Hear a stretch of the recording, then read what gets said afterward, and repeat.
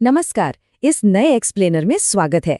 आज हम बात करने वाले हैं 2026 में ईपीएफओ की क्लेम प्रोसेसिंग स्पीड में आने वाले एक बहुत ही जबरदस्त बदलाव के बारे में। साथ ही हम ये भी समझेंगे कि कैसे सिर्फ कुछ आसान डिजिटल स्टेप्स उठाकर रुके हुए या लेट हो रहे प्रोविडेंट फंड क्लेम्स को बिना किसी परेशानी के पास करवाया जा सकता है। अब सबसे चौंकाने वाली बात पर आते हैं। वो है ये नंबर, सिर्फ 8 दिन। जी हाँ, इस जबरदस्त डिजिटल इकोसिस्टम के आने के बाद 2026 में ऑनलाइन प्रोविडेंट फंड क्लेम को सेटल होने में लगने वाला एवरेज टाइम घटकर बस 8 दिन रह गया है। सोचिए, पहले अपने ही पैसों के लिए महीनों इंतजार करना पड़ता था और अब बस 1 हफ्ता और काम खत्म। तो इस एक्सप्लेनर में हम जिन मुख्य विषयों पर चर्चा करेंगे वो हैं 2026 का नया स्पीड अपग्रेड, क्लेम रिजेक्ट होने की असली वजह, सेल्फ सर्टिफिकेशन का नया सॉल्यूशन, उमंग और ईपीएफओ आईजीएमएस जैसे डिजिटल टूल्स का इस्तेमाल और आखिर में टाइमलाइंस को लेकर क्या उम्मीद की जा सकती है। चलिए शुरू करते हैं। पहला पॉइंट है 2026 का स्पीड अपग्रेड, यानी मैनुअल से डिजिटल तक का सफर। कागजों के बीच महीनों तक लटके रहने का वो पुराना दौर अब तेजी से खत्म हो रहा है। इसकी जगह ले रहा है ईपीएफओ 2.0, एक ऐसा लाजवाब, ऑटोमेटेड और डिजास्टर प्रूफ सिस्टम जो किसी भी हालत में रुकता नहीं है। अगर इन आंकड़ों पर ध्यान दें तो इस डिजिटल बदलाव का विशाल पैमाना बिल्कुल साफ दिखाई देता है। देखिए, 2023-24 में लगभग 5.98 करोड़ क्लेम्स ऑनलाइन प्रोसेस हुए थे, लेकिन 2026 की शुरुआत आते आते ये संख्या उछलकर 8.53 करोड़ से भी ज्यादा हो गई है। ये अपने आप में एक बहुत बड़ी छलांग है। इस लाजवाब स्पीड के पीछे आखिर राज क्या है? राज है कुछ बेहद जरूरी अपग्रेड्स, जैसे कि centralised pension payment system, face authentication के जरिए यूएएन जनरेशन, पासबुक लाइट और सबसे खास बात, बिना एम्प्लॉयर की मंजूरी के ऑनलाइन पीएफ ट्रांसफर की आज़ादी। इस पूरे सिस्टम से मैनुअल दखलंदाजी को पूरी तरह हटा दिया गया है। जिनका ईकेवाईसी पूरा है वो सदस्य अब अपने फंड को पूरी तरह से खुद कंट्रोल कर सकते हैं। अब आते हैं दूसरे हिस्से पर, क्लेम रिजेक्शन का सच और परफेक्ट डेटा की जरूरत। देखिए, एक बात तो तय है, एक तेज और ऑटोमेटेड सिस्टम को ना बिल्कुल सटीक डेटा चाहिए होता है। अब चूंकि कोई इंसान तो फॉर्म चेक कर नहीं रहा है, इसीलिए सिस्टम में डेटा की एक छोटी सी गलती भी मिली तो क्लेम वही के वही तुरंत रिजेक्ट हो जाता है। इस डोनट चार्ट को देखकर एक बहुत ही बड़ा खुलासा होता है। रिजेक्ट होने वाले क्लेम्स में से पूरे 30%, जी हाँ 30%, सिर्फ इसलिए कैंसिल होते हैं क्योंकि आधार और ईपीएफ पोर्टल पर नाम मैच नहीं होता। बाकी बचे हुए 70% क्लेम्स केवाईसी से जुड़ी दूसरी समस्याओं या फिर नौकरी छोड़ने की तारीख यानी एग्जिट डेट से जुड़ी गड़बड़ियों के कारण अटक जाते हैं। डेटा का 100% मैच होना कितना जरूरी है, इसका अंदाजा इसी बात से लगाया जा सकता है कि मान लीजिए आधार कार्ड में नाम लिखा है राजेश कुमार सिंह और यूएएन प्रोफाइल में सिर्फ राजेश के सिंह लिखा है। पता है क्या होगा? ये छोटा सा अंतर भी ऑटोमेटिक रिजेक्शन का कारण बन जाएगा। आधार, पैन और बैंक डेटाबेस के बीच एक छोटा सा स्पेस या एक अक्षर का फर्क भी पूरे प्रोसेस पर ब्रेक लगा सकता है। एक और बड़ी आम सी पर बहुत ही परेशान करने वाली रुकावट तब आती है जब पिछली कंपनी ईपीएफओ सिस्टम में एग्जिट डेट अपडेट करना भूल जाती है। ऐसे में सिस्टम क्या सोचता है? सिस्टम को लगता है कि नौकरी तो अभी भी चल रही है और नियम कहते हैं कि नौकरी के दौरान पूरा फंड नहीं निकाला जा सकता, इसलिए विड्रॉवल तुरंत ब्लॉक हो जाता है।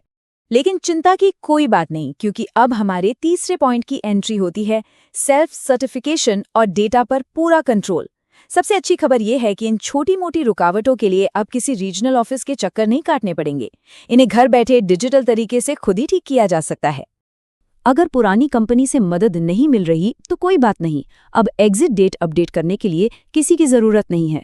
इस नए सेल्फ सर्टिफिकेशन तरीके से बस पोर्टल के मैनेज सेक्शन में जाना है, एग्जिट डेट डालनी है और अपना रिलीविंग लेटर या आखिरी सैलरी स्लिप अपलोड कर देनी है। बहुत ही आसान, इसने पावर सीधे सदस्यों के हाथों में दे दी है। ठीक इसी तरह केवाईसी मिसमैच को भी बड़ी आसानी से ठीक किया जा सकता है। पर्सनल प्रोफाइल में जाइए, वहां अपने नाम को आधार कार्ड पर लिखे नाम से अक्षर दर अक्षर मिलाइए। यूनिफाइड पोर्टल के जरिए एकदम सही नाम सबमिट कर दीजिए।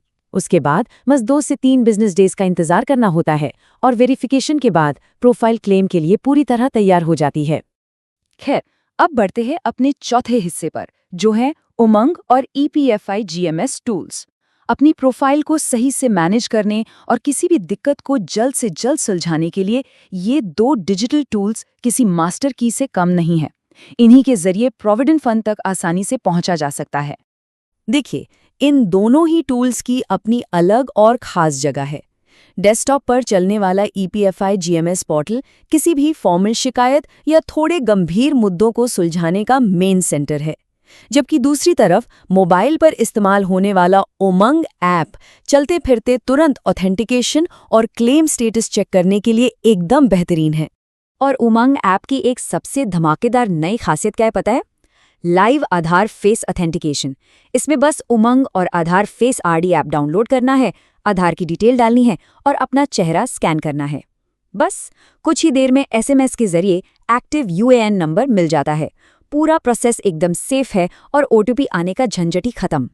एक बहुत ही आम सी परेशानी देखने को मिलती है। होता ये है कि पोर्टल पर क्लेम का स्टेटस सेटल्ड दिखने लगता है, पर बैंक अकाउंट चेक करो तो पैसा नहीं आया होता।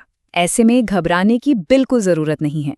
इसका बस इतना मतलब है कि EPFO ने पैसा जारी कर दिया है, लेकिन नेफ्ट बैंक ट्रांसफर के स्टैंडर्ड प्रोसेसिंग टाइम की वजह से पैसा अकाउंट में आने में कुछ दिन लग सकते हैं। और लीजिए, इसी के साथ हम अपने आखिरी हिस्से पर पहुंच गए हैं, टाइमलाइन एक्सपेक्टेशंस। अगर इन आधुनिक डिजिटल प्रोसेसेस की सही टाइमलाइन पहले से पता हो, तो पैसे के इंतजार में होने वाली बेफिजूल की टेंशन और परेशानी से बचा जा सकता है। ये टाइमलाइन 2026 के नए स्टैंडर्ड्स को बिल्कुल शीशे की तरह साफ कर देती है। ध्यान दीजिएगा, नेफ्ट के जरिए बैंक ट्रांसफर में लगभग 3 वर्किंग डेज लग सकते हैं। KYC वेरिफिकेशन कंप्लीट होने में आमतौर पर 5 से 7 दिन का वक्त लगता है। वहीं अगर कोई शिकायत दर्ज कराई है तो उसका समाधान 7 वर्किंग डेज के अंदर करने का लक्ष्य रखा गया है। और जैसा कि हमने पहले बताया, एक क्लेम को शुरू से आखिर तक प्रोसेस होने में अब एवरेज 8 दिन का ही समय लगता है। अब मान लीजिए कोई क्लेम इन सब तय समय सीमाओं के बाद भी हफ्तों तक अटका रह जाए, तो क्या करें? ऐसे में EPFI GMS पोर्टल सबसे बढ़िया हथियार साबित होता है। ये पोर्टल बनाया ही शिकायतों के लिए गया है। यहाँ कंप्लेन दर्ज करते ही एक यूनिक रजिस्ट्रेशन नंबर मिलता है। ये नंबर सीधे तौर पर सिस्टम की जवाबदेही तय करता है और लगभग 135 फील्ड ऑफिसों के इतने बड़े नेटवर्क में स्ट्रिक्ट 7 दिन के अंदर समाधान देने की मांग करता है। तो आखिर में एक बहुत ही जरूरी सवाल दिमाग में आता है, क्या सच में PF अकाउंट में दी गई हर एक जानकारी पूरी तरह से सटीक और 2026 के सुपरफास्ट सिस्टम के हिसाब से बिल्कुल तैयार है? अब जब 8 दिन की ये शानदार स्पीड पूरी तरह से एरर फ्री डिजिटल रिकॉर्ड्स पर ही निर्भर करती है, तो सबसे पहली प्राथमिकता यही होनी चाहिए कि अकाउंट की हर डिटेल एकदम परफेक्टली मैच हो। तभी तो इन फंड्स को बिना किसी देरी के अनलॉक किया जा सकेगा, है ना? इस एक्सप्लेनर से जुड़ने और इस चर्चा का हिस्सा बनने के लिए बहुत बहुत धन्यवाद।